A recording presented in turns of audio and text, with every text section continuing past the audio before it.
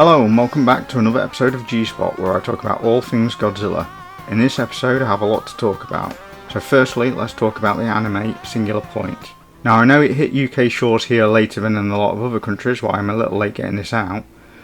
I'm going to be keeping this relatively spoiler free, or very minor spoilers at least, so as to not interfere with your viewing pleasure if you haven't seen it yet. If you do not want to know literally anything about this, then please skip ahead. Otherwise, let's get into it.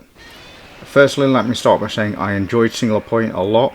It does some very different things with Godzilla mythos overall. So if you're expecting traditional kaiju on kaiju action, you might end up being a little disappointed, but I thought it was really good. The story is interesting, despite being sort of bombarded with complex theoretical sciences at times.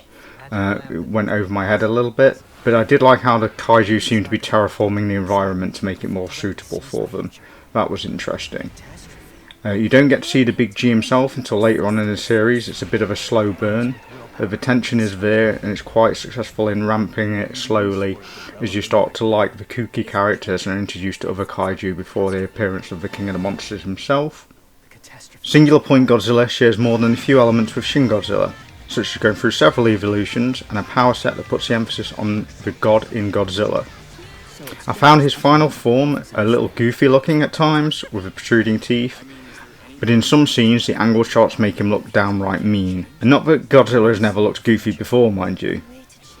It was interesting, if not a big departure, to have some of the other kaiju appear as a multitudinous smaller group of monsters rather than a singular gargantuan version of itself. With some crazy levels of power such as seeing the future and posing a huge threat to civilization, I'm curious to see how this gets tackled in a future season. But as a whole I find myself enjoying the anime and I'm really looking forward to season 2. Next up, I want to talk about the mobile game Godzilla Battle Line.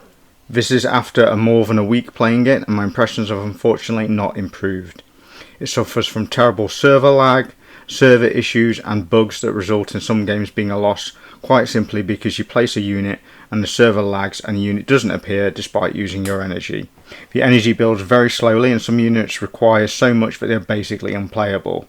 Worst of all, the kaiju themselves are expensive units that die very quickly. Despite numerous changes and balances to the game, the most effective units are still the military and the swarm units. So in the end you end up playing no real kaiju in the Godzilla game. It's a travesty. The roster is fairly small, which is fine for a new game, but there is little to no strategy involved. It mostly results in throwing as many cheap units onto the battlefield as quickly as possible and winning through strength in numbers and a war of attrition. Also, the rewards are only unlocked and not given, so you still have to obtain the units by finding them through the randomness rather than being awarded any actual units themselves. And as well as that, you end up getting rewarded so little gold that you can't upgrade all the units you have equipped, let alone those on standby.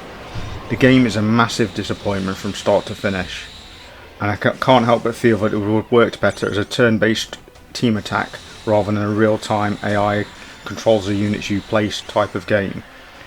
Maybe something similar to Star Wars Galaxy of Heroes or Marvel Strike Force, but without the enforced bottleneck grind that fans of those games are forced to endure. So, a huge disappointment and still not the ideal Godzilla game that I'm looking for. Lastly and shortly, I just wanted to mention that Godzilla vs Kong is finally released on DVD. I watched the DVD because I'm kind of old school, but after watching the theatrical version I found there was a cut, or at least a shortened scene at the end of which Kong acts supplicant to Godzilla and basically bows his head. What the reason for this cut in the DVD version is I couldn't say, but I found it odd nonetheless. Leave a comment down below if you know why this has been cut out of the DVD version and what your thoughts are on it. That about wraps it up for this episode, but please keep your eyes peeled for more Godzilla content coming shortly. I've got a few other projects rattling around in my head at the moment. So join me in the next episode of G-Spot where you will get hit with Godzilla pleasure. See you in the next video. Thanks for watching.